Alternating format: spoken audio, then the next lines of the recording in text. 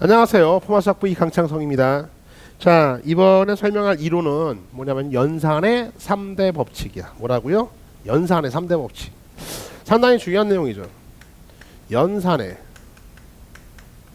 3대 법칙. 한자 쓸까? 3대 법칙. 연산에 세 가지 큰 법칙이 있어요. 수학에. 그렇죠? 세 가지 큰 법칙이 있는데 3대 법칙. 그렇죠? 이 세 가지 법칙이 뭐냐면은요. 교환 법칙, 결합 법칙, 분배 법칙. 뭐라고? 교환 법칙, 결합 법칙, 분배 법칙이 있어. 첫 번째 교환 법칙. 다음에 두 번째로요. 결합 법칙. 다음에 세 번째로 분배 법칙. 요 세 가지가 바로 연산의 3대 법칙이다. 그쵸? 그래서 우리가 이제 어떤 수학 연산 기호가 나오잖아. 계산 기호, 연산 기호가 나타나게 되면 새로운 연산 기호가 나와요. 그러면요, 여러분들이 그걸 알던 모르든 간에 이 이하의 3대 법칙이 가능하냐 또는 불가능하냐. 이게 가능하면은 앞으로 해당 연산에 대해서 이런 법칙들을 마음대로 써도 좋다 이런 거고요. 3대 법칙이 적용이 안 되는 그런 연산 기호도 많아요. 그러면 어떻게 돼요? 함부로 쓰면 안 된다 이런 거지. 그치? 그러니까 3대 법칙이 뭔지를 알아놓고서 어떤 연산 기호들이 어떠한 성질을 갖는가, 3대 연산 법칙 중에서 어떤 건 되고 어떤 건 안 된다라는 것들 정도는 명확히 알고 있어야 돼. 그죠? 일단 3대 법칙에 관한 정의부터 내립시다. 그쵸? 자, 교환 법칙은 다음과 같아요. 어떻게 교환 법칙은 어떤 두 개의 대상이 있어. 그쵸? 대상이 있는데 이거를요, 이 연산경 쌤이 일부러 정한 거야. 이게 덧셈이 될 수도 있고 덧셈, 뺄셈, 곱셈, 나눗셈 또는 합집합, 교집합, 차집합, 여집합, 기타 등등 뭐든 간에 상관이 없습니다. 알겠죠?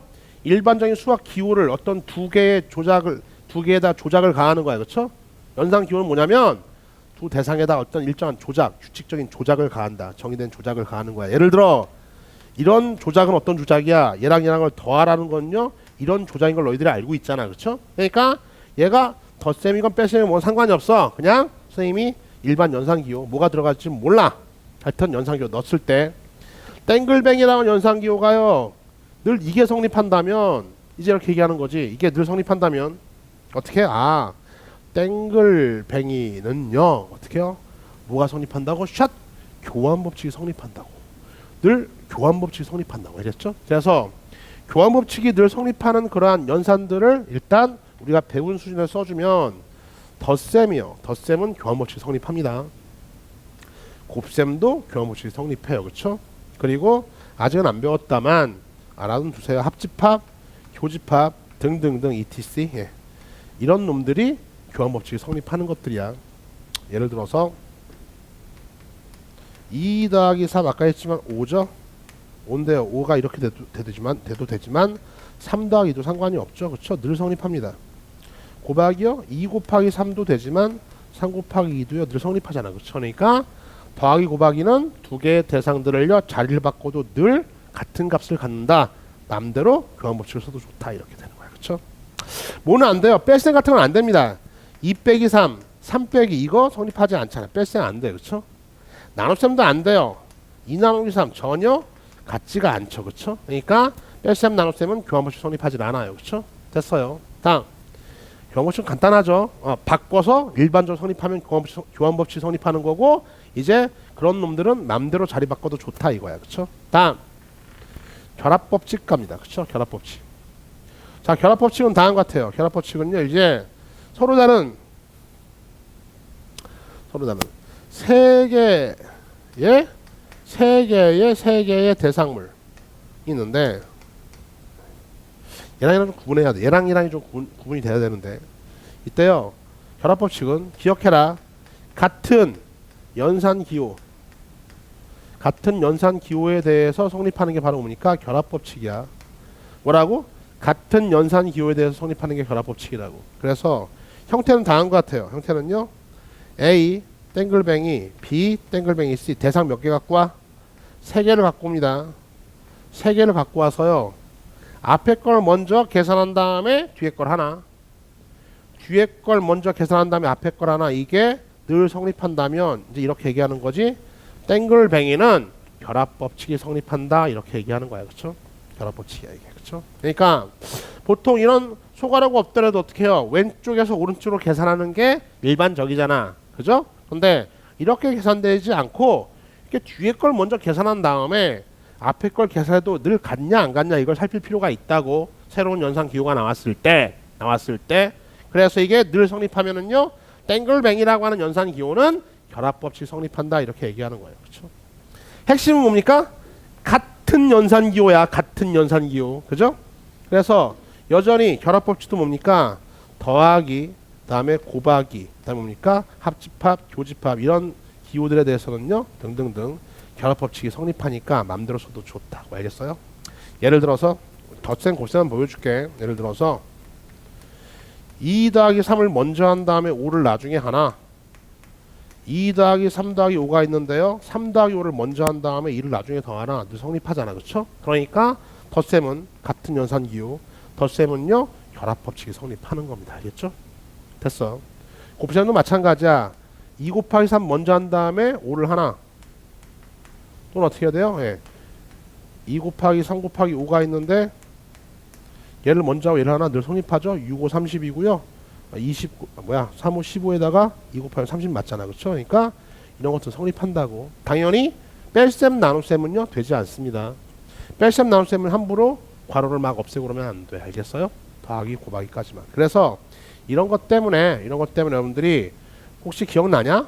기억나? 뭐 이런 것 때문에 이랬어요. 3 빼기 5 플러스 7 기억 한번 해볼게. 중학교 때 실은 돌아가서요. 이런 게 있으면은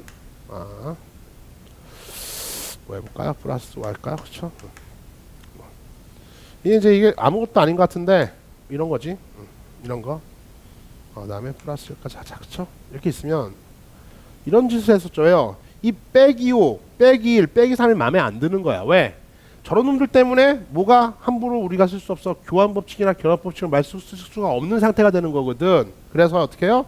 일단 중학교 때 이런 짓 많이 했어요. 이렇게 저렇게. 요거 기억나니? 요렇게. 그쵸? 요렇게 왜요? 다 뭐로 바꿔주는 거야? 다 플러스 연산기호로 바꿔주는 거죠. 그쵸? 플러스 연산기호로 바꿔놓고 이제는 다 더하기니까 교환법칙 또는 결합법칙을 맘대로 쓸 수가 있잖아. 그치? 그래. 따라서요 자리를 바꿔주는데 여기 있죠. 얘를요 샬롱 자리 바꿔줘서 어떻게 해요? 3 하고요 얘를 여기까지 갖고 오는 거지. 이렇게 막 교환하면 되는 거니까. 플러스 얼마입니까? 마이너스 5 여기 있고요. 막 교환해서 플러스 이렇게 갖다 놓고요. 또 플러스 7이 있고요. 그다음에 플러스 얼마입니까? 뭐 마이너스 1이 있고요. 플러스만 갖다 놓으면 이렇게 정리할 수가 있어요. 그렇죠? 그래. 정리해 놓고 이제 결합법칙 성립하니까 이렇게 괄호로 묶을 수 있잖아. 같은 연산교회 결합법칙 잘못했다. 요렇게. 그렇죠? 묶어놓고 나면은요 얘가 0이죠. 얘도 0이죠. 얘도 0이니까 0은 더하나 마나니까 얼마입니까? 7. 이렇게 계산되는 게 뭡니까? 예. 얘는요 일단은요 이건 나중에 또 얘기할 텐데 하여튼 자리 바꿔놓고 다 더하기 연산 바꿔놓은 다음에 교환하고 결합법칙을 이용해 가지고 쉽게 계산한다. 이걸 너희들이 이런 연산의 3대 법칙이 덧셈이 성립하니까 이렇게 했다는 것도 모르는 상태에서 그냥 이렇게 붉은 펜 코높이 이렇게 해가지고 이렇게 해놓고 7 이렇게 했기 때문에 남는 게 없었던 거지. 이해 가요? 그러니까 이렇게 해서 7도 맞는데 이 원리가 뭐야? 이 원리가 사실은 이 원리라고. 알겠냐? 이해 갔어? 그러니까 같은 연산기호에 대해서 덧셈 곱셈은요 교환법칙 결합법칙 성립해서 그런 걸 이용해서 계산하다 보니까 이제 이게 익숙해지면은 여튼 쓱쓱쓱쓱이 가능해지는 거지. 자, 분배법칙은요 세 개의 대상은 똑같아요. 결합법칙과 똑같은데 비교해야 돼. 비교. 분배법칙은 비교하자. 분배법칙은 세 개의 대상은 똑같은데 글씨 잘 써. 왜 이렇게 안 써져? 다시 분배법칙. 자, 세 개의 대상 같은데 얘는요 핵심이 뭐냐면은요 얘는 세 개의 대상을 갖다 놓고 연산을 시작하는데 얘는요 서로 다른 같은 연산이 아니야. 다른 연산 기호에 대해서 성립하는 거야. 다른 연산 기호에 성립한다. 이게 분배법칙입니다. 알겠죠? 그래서 뭐 이런 겁니다. 자, 형태는요 A 스타, B 땡글뱅이 C. 스타하고 뭐야 땡글뱅이 이런 것들은 연산 기호야. 이때 이것이요 봐 A 스타까지 다 해서 서로 다른 연산 기호죠. 샬롱해서 어떻게 해야 돼요? A 스타 B A 스타를 이렇게 분배하는 거지. A 스타를 분배해 놓고 가운데 땡글뱅이 이렇게 이 형태야. 이렇게 성립한다. 즉, 야 이렇게 가는 게 무슨 법칙이야? 읽어봐. 이게 만약에 늘 성립한다면 땡글뱅이에 대한 스타의 분배 법칙이 성립합니다. 이렇게 얘기하는 거야. 물론 이 상태에서 이렇게 가는 것 너희들 인수분해도 많이 하잖아. 공통인수 묶어내는 것처럼 이 상태에서 이렇게 가는 것도 여전히 분배 법칙의 분배 법칙이 성립한다. 이렇게 얘기할 수 있는 거지. 그렇지? 그래요? 그래서 분배 법칙은 너희들이 가장 많이 쓰는 게 덧셈에 대한 곱셈의 분배 법칙이 성립해서요. 예를 들어 줄게요. 예를 들어서 2 곱하기 3 더하기 5가 있어요. 그렇죠? 이거 어떻게 가능하죠? 샬롱 가능하죠. 그렇죠? 그래 어떻게 해야 돼요? 2 곱하기 3 이렇게 분배하잖아. 2 곱하기 5 분배하고 가운데 더하기 이게 늘 성립한다고. 덧셈에 대한 곱셈의 분배 법칙이 늘 성립한다. 그렇죠?